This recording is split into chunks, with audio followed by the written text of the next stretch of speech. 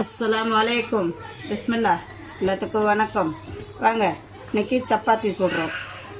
இங்கே பாருங்கள், சப்பாத்தி சுடுறத பாருங்கள். இங்கே பாருங்கள், இப்போ மாவு ஊற்றிட்டுருக்குறோம். சப்பாத்தி வந்து ஹெல்த்தியானது, வீட்டில் செஞ்சு சாப்பிடுங்க. கடையில் வாங்குறத விட மைதா சப்பாத்தியை விட கோதுமை சப்பாத்தி நல்லது. ஆனால் எண்ணெய் போடக்கூடாது. அங்கே போட்டு இங்கே பாருங்கள், இப்போ தவாவில் போட்டுருக்குறோமா. கொஞ்சம் நேரம் மாறினதும் எடுக்கணும். எடுத்துட்டு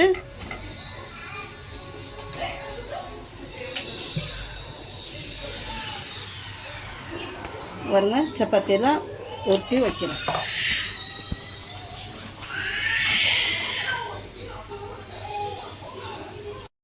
ஃபுல்கா ரெடி ஆகிக்கிட்டு இருக்கு.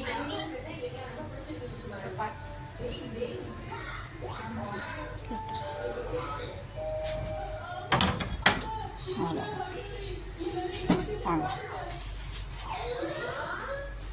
வீட்டில் இப்படி தான் ஃபுல்கா நாங்கள் வீட்டில் சொல்லுவோம்.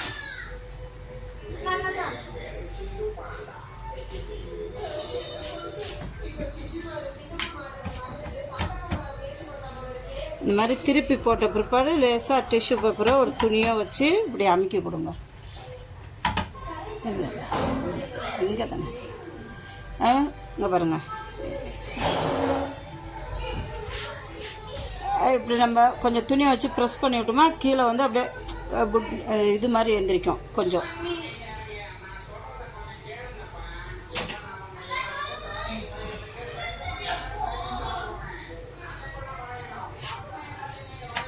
போதும்.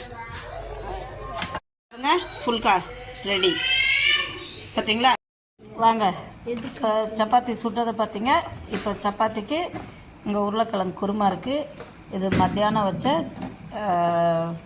பெப்பர் சிக்கன் சூப்பராக இருக்கும். வாங்க, உருளைக்கிழங்குக்கும் இந்த சப்பாத்திக்கும் செம்மையாக இருக்கும்.